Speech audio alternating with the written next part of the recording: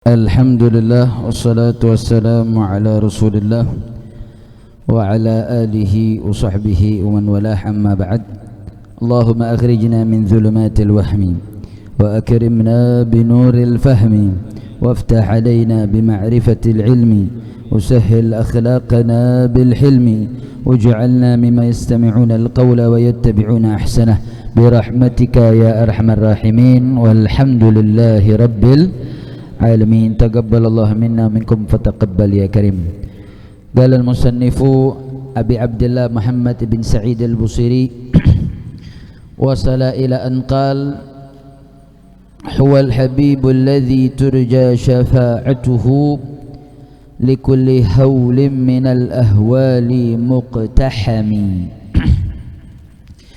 Dalam bait yang ke-36 Al-Imam Al-Busiri ingin memperkokoh dalil hujjah kenapa Nabi menjadi Sayyidil Kaunaini Wathaqalain. Nabi menjadi penghulu, pemimpin kelompok manusia dan jin, di mana Al-Imam Al-Busiri mengatakan huwal habibul ladzi turja syafa'atuhu, dialah satu-satunya kekasih yang diharapkan apa syafaatnya, likulli haulin, di dalam tiap-tiap huru hara, minal ahwal muqtahami, yang menakutkan. Jadi kenapa kok Nabi bisa menjadi Sayyidil Kaunain? Apa dalilnya? Kenapa kok beliau bisa menjadi pimpinan, penghulu daripada jin, manusia dan seluruh makhluknya? Kalau kita belajar ilmu mantik atau ilmu logika, kita akan kenal yang namanya silogisme, atau yang dikenal istilahnya qiyas. Nah, qiyas itu adalah satu penemuan yang mampu memporak-porandakan satu kekacauan yang dulu muncul di zaman Romawi saat itu. Jadi ada kelompok namanya Sufostoiyah, kelompok sofis. Jadi dulu di zaman itu warung-warung kopi itu kerjaannya debat. Nah, kemudian muncullah kelompok Sufostoiyah ini yang kemudian melakukan kekacauan dalam logika berpikir. Muncullah di situ rangkaian murid dari Sokrates ke Plato, kemudian Merkurius, nama planet tuh, Aristoteles, disingkat Aristo. Nah, Aristolah yang mengkodifikasi menjadi sebuah ilmu yang kemudian diislamisasikan di zaman Golden Age, yaitu zaman Daulah Abbasiyah, yang kemudian silogisme itu menjadi sebuah ujung tombak untuk berargumentasi. Nah, dalam bait ini adalah dalilnya. Ini menunjukkan bahwa Imam Busiri ini yang sering kita katakan, beliau bukan cuma sekedar seorang syu'ara, tapi beliau merupakan alimus syu'ara wa syairul ulama. Jadi seakan-akan mau ngasih tahu apa dalil Nabi itu Sayyidil Kaunain. Jawabnya karena Muhammadun huwal habibul ladzi yurja kulluna syafa'atah. Karena Nabi Muhammad itu, ini kalau dalam ilmu mantik yang tadi kita susun yang namanya qiyas, qiyas itu ada namanya muqaddimah sugro yang disebut premis minor, ada muqaddimah kubro yang disebut premis mayor, yang hasilnya kemudian menjadi natijah. Nah, ini syakal awal. Muhammadun huwal habib, Muhammadun al habibul ladzi yarju kullun syafa'atah. Muhammad itu adalah kekasih yang semua orang berharap syafaatnya. Itu premis minor. Mayornya, semua habib yang diharapkan, kullul habibil ladzi yarju kulluna syafa'atah, maka setiap kekasih yang diharapkan syafaatnya huwa sayyidul kaunain, dialah pemimpin dari manusia, jin dan seterusnya. Nah, dalam ilmu mantik kalau ada yang pengulangan itu disebut haddul awsat, itu dicoret. Muhammadun adalah al-habibul ladzi yarju kulluna syafa'atah. Diulang kan di premis mayornya, al-habibul ladzi yarju kulluna syafa'atah sayyidul kaunain. Itu dicoret, maka natijahnya hasilnya adalah Muhammadun sayyidul kaunain. Jadi simpelnya, kenapa Nabi Muhammad menjadi sayyidul kaunain? Karena beliau itu yang jadi harapan nanti yaumul qiyamah, yang akan kasih syafaat baik untuk manusia, begitu juga untuk jin dan seluruh makhluknya. Kira-kira bingung apa enggak? Bingung. Ya iya lo belajar mantik kagak. Yang penting kan gue nyampein aja. Dalil yang dulu ngaji nggak pusing sayang, justru ngaji cari yang pusing biar dosanya keampun. Amin ya rabbal alamin. Taib. Kata huwal habib, kata ulama dhamir itu yufidul hasr. Makanya tadi saya katakan dialah satu-satunya kekasih. Nah, timbul pertanyaan, emang boleh tuh mengatakan kekasih hanya Nabi Muhammad SAW saja? Bukankah katanya Nabi Ibrahim juga disebut Khalilullah, yang artinya juga kekasih? Maka dari sini bisa dijawab. Satu, beda antara Habib dengan Khalil, walaupun kemudian bahasa Indonesia mengartikannya sama-sama kekasih, tapi kemudian dalam literasi bahasa Arab kata Habib dengan kata Khalil itu ada beberapa perbedaan. Satu, kata Habib itu bisa diartikan isim fa'il, bisa diartikan isim maf'ul. Bisa menjadi fa'il itu adalah pelaku, maf'ul itu yang menjadi objek. Sehingga kemudian boleh kita mengatakan Muhammadun Habibullah. Muhammad itu adalah orang yang dicinta oleh Allah, diartikan isim maf'ul. Atau boleh juga wallahu habibu Muhammadin, Allah itu mencintai Nabi Muhammad, ya juz. Tapi kalau Khalil enggak begitu. Kalau Khalil la yuqal Allahu Khalilu Ibrahim, enggak boleh. Tapi kalau dikatakan Ibrahim Khalilullah boleh. Berarti kalau begitu Khalil dengan Habib sama atau beda? Sama atau beda? Kalau Habib boleh Allah Habibu Muhammad, Muhammad Habibullah boleh. Tapi kalau Khalil enggak boleh. Khalil hanya boleh Ibrahim Khalilullah, enggak boleh nyebut Allahu Khalilu Ibrahim. Kira-kira jelas tidak? Berarti Habib dengan Khalil yang pertama sama atau beda? Sama atau beda? Beda. Yang kedua, annal Khalil yasil ila man ittakhadahu bil wasithah. Kalau Khalil itu kekasih yang sampai kepada yang dikasihi mesti pakai perantara, itu Khalil.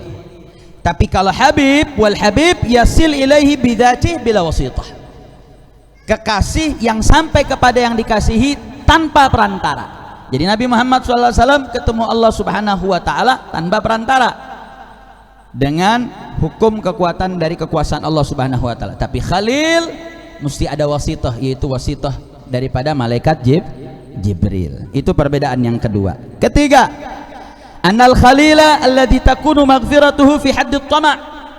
Kalau Khalil Nabi Allah Ibrahim dapat maghfirah itu minta dulu.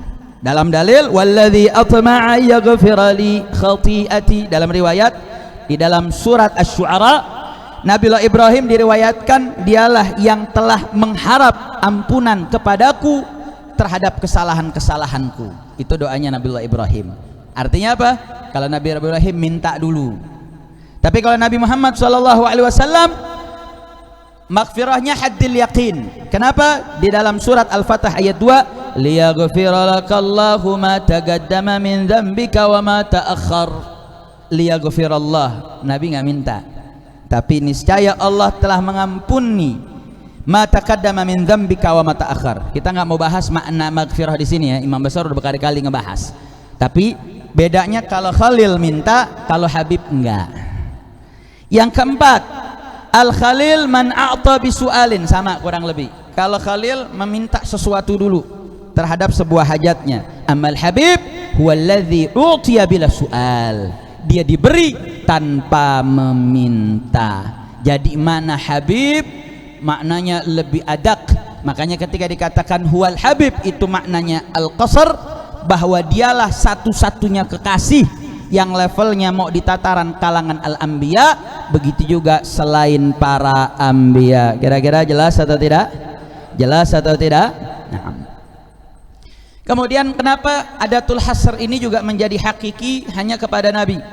Yang kedua tadi soal Khalil dan Habib kita sudah selesai.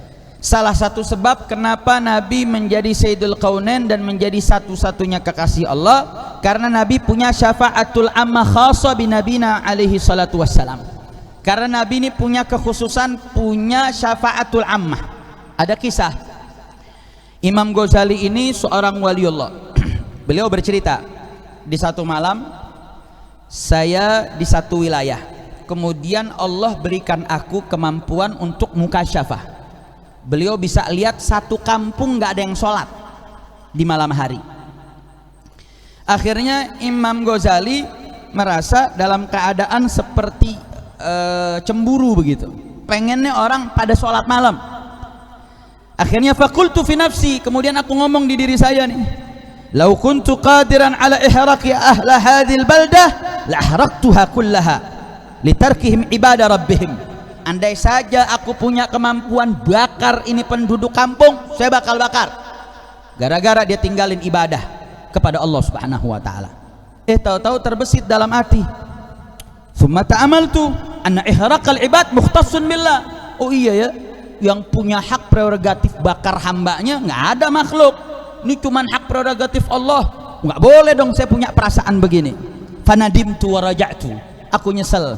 Aku rujuk, nggak mau ngomong seperti itu. Akhirnya terbesit lagi ide yang kedua. Lau kuntu syafi'an la syafa'tu lahum kullahum ammatan. Andai kata aku punya hak untuk memberikan syafaat, saya bakal kasih syafaat deh penduduk satu kampung yang nggak ibadah. Lagi-lagi dia kepikiran. Tsumma ta'amaltu anna syafa'atal ammah maqsuratun ala nabiyina alaihi salatu wassalam. Syafaat yang punya begini ini cuma Nabi sallallahu alaihi wasallam doang. Nggak boleh saya punya harapan seperti itu. Akhirnya kedengeran suara ja'a nida'u min hatif, ada suara berbunyi. Apa suaranya? Ya Syekh, hei Syekh, lau lam tarja' an hadzal qaul aidan, kalau kau nggak rujuk lagi. Kalau yang pertama kan udah rujuk tuh, waktu pengen ngebakar satu kampung gara-gara nggak ibadah, dia udah nadim tu wa raja'tu. Yang kedua belum sempat rujuk nih, dia sadar, oh iya ini kan punya Nabi Muhammad ya, tahu-tahu belum rujuk. Kedengeran suara, ya Syekh, hei Syekh, kalau kau nggak tarik itu omongan, la anzaltuka ila qa'ril ard, aku an bebesin ke dalam bumi, wa mahautuka min dafatir aulia, akan aku hapuskan kau dari daftar para wali-wali Allah. Artinya apa? Level yang kasih syafaat nggak ada untuk level ammah ya, yang bisa memberikan level kepada semua umat, bukan cuman khusus umat Nabi Muhammad, tapi syafaatnya Nabi itu menembus semua dimensi dan menembus semua umat. Itu hanya milik Nabi kita Sayyiduna Muhammad sallallahu alaihi wasallam. Saya mau tanya, kalau syafaat Nabi bisa untuk semua umat, saya mau tanya, pantas nggak Nabi menjadi kekasih? Jawab yang kompak, pantas tidak menjadi kekasih? Kalau Nabi menjadi Sayyidil Kaunain, pantas tidak? Pantas. Dalam kitab Mawahibul Ladunia disebutkan bahwasanya apa sih makna syafaat? Kan tadi dikatakan huwallazi turja syafa'atuhu, dialah kekasih yang diharapkan syafaat. Apa sih makna syafaat? Syafaat itu secara bahasa talabul afwi wal fadli minal ghair ilal ghair, meminta ampunan dan pemberian dari orang lain untuk orang lain. Berarti kalau syafaat dari Nabi, berarti Nabi minta kepada Allah untuk diberikan kepada umatnya. Itu makna syafaat. Nah, dikatakan bahwasanya syafaat Nabi ini untuk semua manusia. Ya, buat semua manusia. Ada yang nanya, orang kafir dapat? Dapat. Orang kafir dapat syafaat? Dapat. Bentuknya bagaimana? Syafaatun Nabi lil kuffar li ta'jili faslil qada. Kalau syafaat Nabi buat orang kafir itu menyegerakan mereka untuk buru-buru dihukum, fatukhaffif anhum an ahwala yaumal qiyamah, sehingga dia dapat keringanan. Keringanannya apa? Buru-buru nggak terlalu lama di padang mahsyar. Buru-buru apa? Dihisap biar langsung dibebesin masuk neraka. Itu syafaatnya Nabi buat orang kufar. Makanya kan Nabi wa ma arsalnaka illa rahmatan lil alamin ma siwallah. Kufar dapat, mukmin dapat. Jadi hati orang kafir dapat rahmatnya Nabi sallallahu alaihi wasallam. Nah, untuk lil mukminin beda. Kalau mukminin lil afwi wa raf'id darajat. Kalau untuk orang beriman dia banyak levelnya. Diampunin dosa, diangkat derajat. Makanya Imam Al-Qastalani punya kitab namanya Mawahibul Laduniyah. Itu kitab yang kalau saya punya guru Syekh Fauzi bilang kalau orang mau baca burdah, pegangan kitabnya satu ini, kitab Mawahibul Laduniyah Imam Qastalani. Kedua, ringkasannya Anwarul Bahiyah Syekh Yusuf An-Nabahani. Yang ketiga, Al-Khasaisul Kubra lil Imam Suyuti. Kita kalau mau tahu Imam Busiri ini nyusun bukan cuman pujangga doang, mau cari hadis buka Khasaisul Kubra-nya Imam Suyuti. Kalau pengen bicara tentang ragam berbagai macam keistimewaan syama'il dalam fisik, syama'il dalam ragam, itu buka Mawahibul Laduniyahnya Imam Qastalani. Kalau kepanjangan karena Mawahib itu hampir 5 jilid, baca ringkasannya yaitu Syekh Yusuf An-Nabahani dalam kitabnya Anwarul Muhammadiyah. Termasuk baca syuruh-syuruhnya. Kita baru tahu tuh kadarnya Burdatul Madih itu kayak apa, bahwa Burdatul Madih itu laisa hayyinan, bukan sembarangan kitab syair, tapi memang kitab syair yang punya mizan, timbangan, argumentasi dan rujukan yang sangat-sangat kompleks dan argumentatif. Nah, dalam kitab Mawahibul Laduniyah syafaat itu beliau sebut ada 5. Satu, syafaat dari Nabi Muhammad SAW itu bentuknya bukan cuman nyelamatin orang dari neraka bisa diselamatin, bukan itu doang. Satu, al-irahah min haulil mauqif wa hiya a'zamuha wa ammuha. Itu pertama tuh riwayat yang sering kita dengar dari para habaib, dari para kiai dalam ceramah-ceramahnya. Saat umat semua kelompok lari berbondong-bondong ke Nabi Adam minta buru-buru untuk menyelesaikan keadaan setelah padang mahsyar, nunggu di mauqif, minum nggak ada, mau nyari rest area nggak ketemu, yang dagang es teh juga nggak ada. Ini kondisi udah crowded, udah haul, dalam keadaan huru hara. Nah, saat itu semua umat cari nabi-nabinya. Nabi Adam Abul Bashar, nafsi-nafsi. Nabi Musa, nafsi-nafsi. Nabi Ibrahim Abul Anbiya, nafsi-nafsi. Sampai kepada Nabi kita Sayyiduna Muhammad sallallahu alaihi wasallam, annalaha itu namanya al-irahah min haulil mauqif, yaitu diberikan rahah untuk buru-buru tuh lewatin keadaan tersebut. Itu syafaat yang cuma Nabi Muhammad sallallahu alaihi wasallam. Wa huwa a'zam wa ammuha. Yang kedua, fi idkhali qaumil jannah bighairi hisab. Nabi punya syafaat masukin sekelompok kaum masuk ke sorga tanpa dihisap. Mudah-mudahan kita dapat syafaat tersebut. Yang amin 5 orang doang. Amin. Enggak mau ente masuk sorga VVIP. Kagak pakai dihisap, sholat nggak dihisap, apa nggak dihisap, dapat syafaat, dapat VVIP masuk sorga tanpa dihisap. Amin. Yang ketiga, fiman istaujabin nar, orang yang udah dapat tak masuk neraka, Nabi kasih syafaat langsung ke sorga. Itu Nabi punya syafaat jenis yang ketiga. Yang keempat, fi idkhali man dakhalan nar.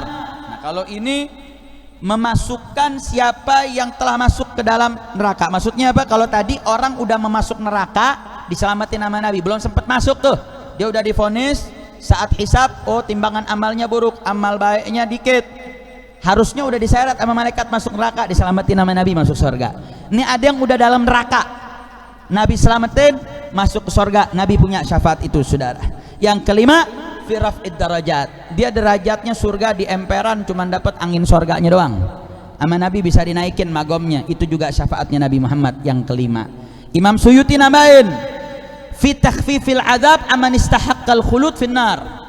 Seperti yang sering kita dengar tuh, orang-orang yang udah dapat khulud finnar, tapi Nabi bisa kasih syafaat, dia nggak keluar dari neraka, cuman siksaan nerakanya diringanin. Itu salah satu kisahnya, yaitu pamannya Nabi Muhammad SAW yang membebaskan daripada dia punya budak gara-gara kelahirannya Nabi kita Sayyidina Muhammad SAW. Ada syafaat yang ketujuh, ini juga ditambah dalam kitab Mawahib untuk khusus ahlil Madinah. Jadi Nabi punya syafaat khusus ahlil Madinah. Setidaknya syafaat Nabi SAW ini banyak, jadi banyak ragamnya, sehingga jadi aneh dan sungguh ironis kalau pemberi syafaat, penolong, kalau kita alhamdulillah levelnya masuk surga, minimal kita bisa dinaikin makomnya oleh Nabi Muhammad SAW. Tahu naudzubillah, tahu-tahu ada siapa yang kena masuk ke dalam neraka, itu bisa diselamatin oleh Nabi Muhammad SAW. Artinya nggak pantas kita umatnya menjadi mulia karena nabinya, dan orang yang akan betul-betul menjadi pembela kita, lah kita kenal hidupnya, lah kita kenal keluarganya, lah kita jalankan sunnahnya, enggak kita jalankan syariatnya, enggak kita bela ajarannya, sungguh-sungguh sangat kebangetan. Artinya adatul hasr di sini menjadikan kita sebagai dorongan bagaimana beliau adalah satu-satunya kekasih yang memang diharapkan syafaatnya. Mudah-mudahan kita semua dapat syafaat dari Nabi Muhammad. Amin ya rabbal alamin. Naam, dan ini kata minal hauli likulli haulin minal ahwali muqtahami, ini dari balaya segala macam, mau balayal akhirah atau balayad darain. Naam.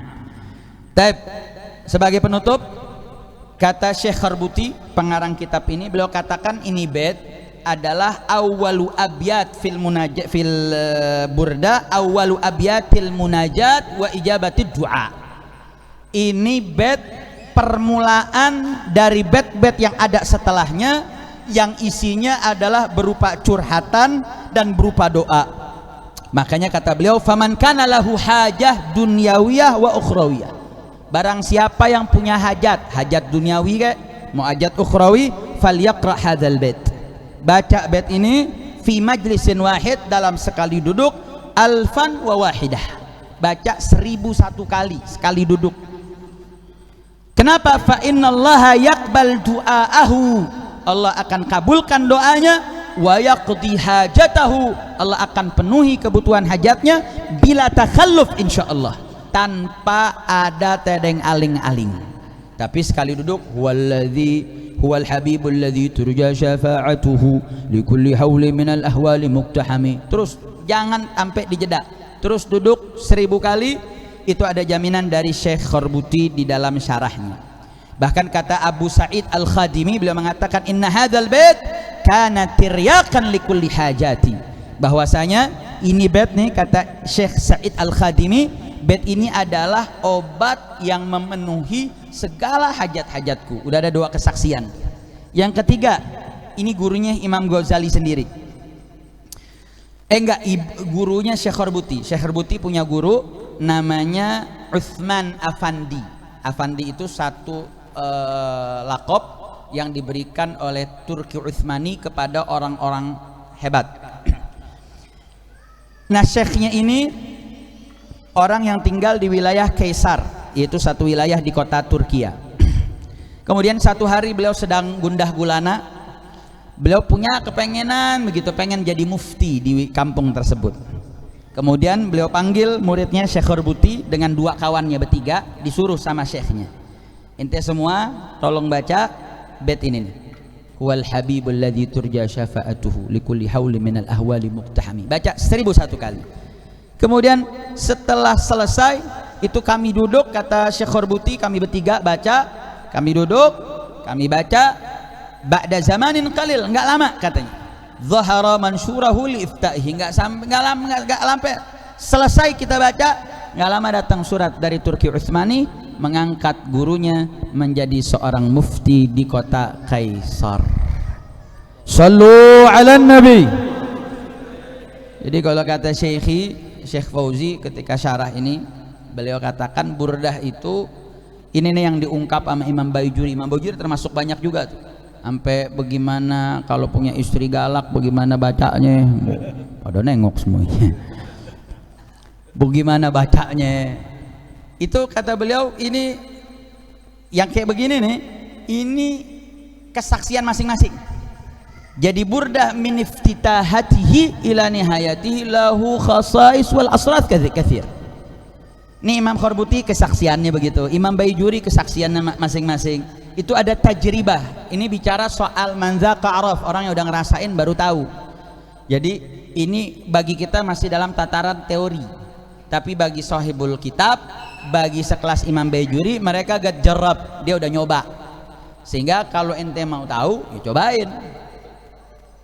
Manzaqa araf. Ini burda bukan sembarangan kitab. Jadi tergantung al-madad ala gadril mashhad. Anugerah Allah tuh terkadang sudut pandang kita. Mungkin ente bisa ngerjain 1001, cuman pandangannya masih, ya ini bener gak ya? Yakin gak ya? Belum tentu jadi tuh. Benerin dulu tuh mashhadnya ente. Benerin dulu pandangan ente kepada Imam Busiri, pandangan ente kepada burdah, terkhusus pandangan ente kepada Nabi kita Sayyiduna Muhammad sallallahu alaihi wasallam. Al-madad ala gadril mashhad. Anugerah Allah tergantung, Allah paling bisa ngecek kita punya hati. Hati kita benar-benar mustaqid, benar-benar yakin hasal maksud. Mudah-mudahan Allah kasih kita syafaat, mudah-mudahan Allah berkahi kita semua, dan mudah-mudahan Allah jaga negeri kita Indonesia dari segala macam musibah. Amin ya rabbal alamin. Ini yang bisa saya sampaikan. Mohon maaf atas segala kekurangan.